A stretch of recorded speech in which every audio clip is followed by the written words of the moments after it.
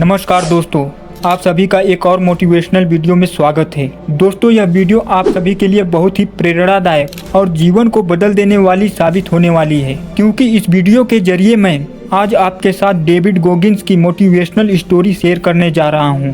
तो चलिए वीडियो को शुरू करते हैं। दोस्तों, एक स्टबर्न इंसान का पोटेंशियल क्या होता है? जब वो ठान ले कि दुनिया इधर की उधर हो जाए पर मैं झुकेगा नहीं, तो उसके बाद वो इंसान क्या क्या उखाड़ सकता है, यह सब मैंने डेविड गोगिंस की रियल लाइफ स्टोरी से रियलाइज किया। दोस्तों, 130 केजी का बंदा, ओवरवेट, ओवरसाइज, और अब तक जहाँ पर भी हाथ डाला हो वहाँ हर जगह पर उसका फेलियर ने पीछा नहीं छोड़ा।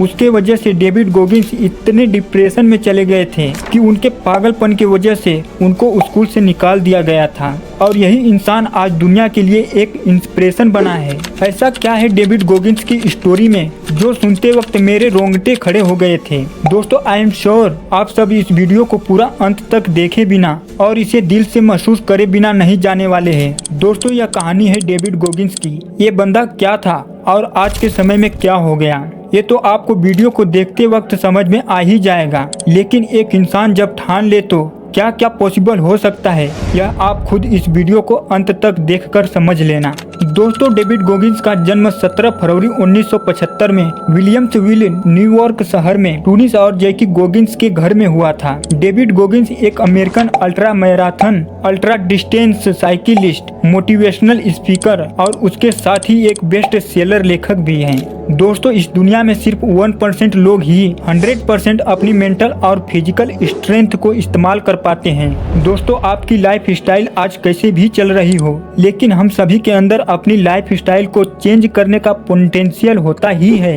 बस आपको उसके बारे में पता नहीं है। 100 में से एक इंसान ऐसा होता है जो खुद की सारी लिमिट्स को तोड़कर इतिहास रचता है, यानी कि लिमिटलेस बन जाता है। और ये सब हमारे ऊपर डिपेंड करता है कि हम किस तरह का इंसान बनना चाहते हैं और किस तरह का नहीं बनना चाहते हैं।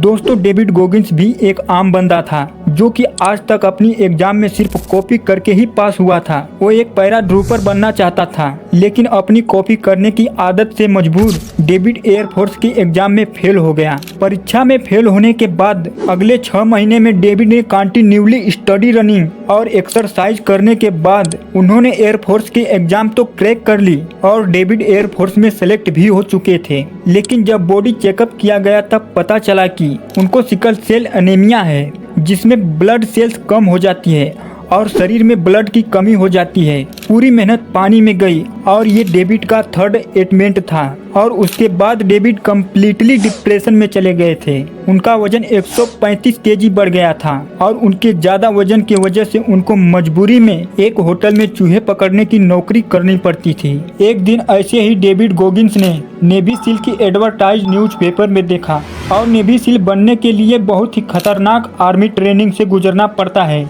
लेकिन डेविड ने अब ठान लिया था कि ये मेरा आखिरी चांस है और अब मैं नहीं झुकूंगा। उसके बाद जब डेविड पहली बार वहां पर गए थे तब उनका वजन 135 केजी था और नेवी सील के लिए सिर्फ 95 केजी तक का ही लिमिट था। फिर भी नेवी सील के ऑफिसर ने उनका जज्बा देखकर उनको एक चांस दिया और उनको बोले कि अगर तुम अगले 3 महीने के अंदर अपना 40 केजी वेट कम करोगे तो तुम्हें नेवी सील में भर्ती होने के लिए ले लिया जाएगा। दोस्तों, ऑब्वियसली 40 केजी वेट सिर्फ 3 महीने में कम करना ये सुनने में भी इम्पॉसिबल लगता है, लेकिन डेविड ने इस चैलेंज को एक्सेप्ट किया। उसके अगले दिन से ही डेविड ने रनिंग प्रैक्टिस करना शुरू कर दिया, लेकिन सिर्फ 1 किलोमीटर दौड़ने के बाद ही उनका मन गिव अप करने के बारे में सोचने लगा। लेकिन डेविड गोगिंस अब रुकना भूल चुके थे। हर रोज डेविड अपनी लिमिट्स को और ज्यादा पुश करते थे, यानी कि आज से बेटर कल और कल से बेहतर परसों। ठीक इसी प्रकार वे अपने आप से चैलेंज करते गए।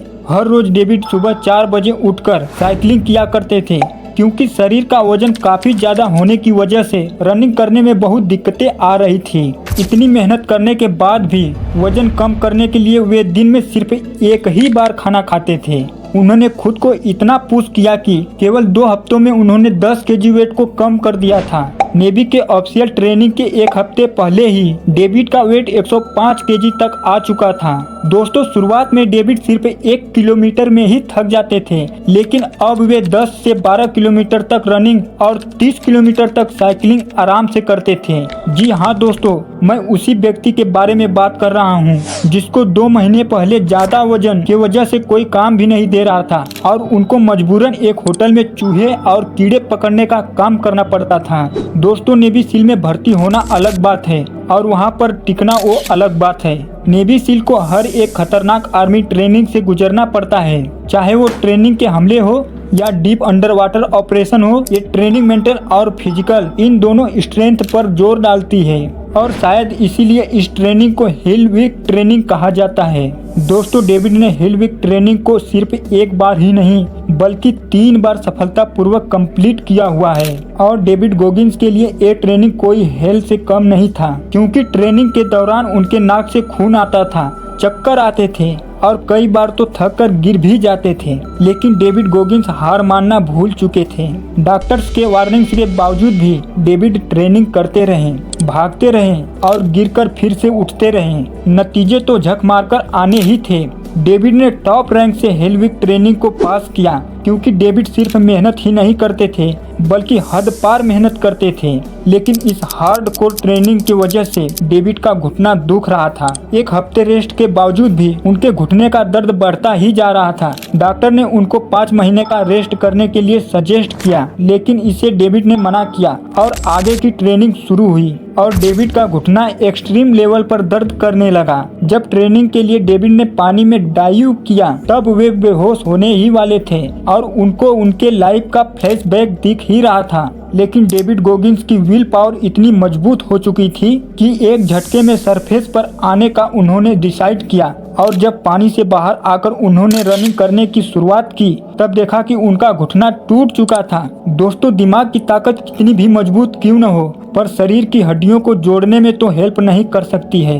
इसके बाद ट्रेनिंग ऑफिसर ने डेविड को कुछ दिनों के लिए घर जाने के लिए कहा और उसके कुछ ही दिनों के बाद उनको फिर से नेवी ज्वाइन करने के लिए इन्विटेशन आया। पर शर्त यह थी कि उन्हें शुरू से ट्रेनिंग फिर से करनी होगी और अगर उनको कोई इंजरी फिर से होती है तो यह डेविड का आखिरी चांस होगा। फिर उसके बाद डेविड ने नेवी को वापस से ज्वाइन किया और जिन हट्टे कट्टे लोगों के लिए नेवी सील की हिल वीक ट्रेनिंग से गुजरना इम्पॉसिबल जैसा होता है, वहीं पर जहां डेविड का घुटना टूट चुका है फिर भी उन्होंने नेवी सील की ट्रेनिंग को वापस से वही जोश के साथ पूरा किया। डेविड यहाँ पर ही नहीं रुके। इसके बाद उन्होंने 160 किलोमीटर की मैराथन प्रतियोगिता में हिस्सा लेकर सेकेंड रैंक से कंप्लीट किया और उसके साथ ट्रेथलॉन को भी सेकेंड रैंक से कंप्लीट किया। ट्रेथलॉन के बाद पैर में जब स्वेलिंग होने लगी तब चेकअप में पता चला कि डेविड के हार्ट में छेद है। डॉक्टर्स इस पर यकीन ही नहीं कर पा रहे थे कि कोई इंसान हार्ट में छेद होने के बावजूद भी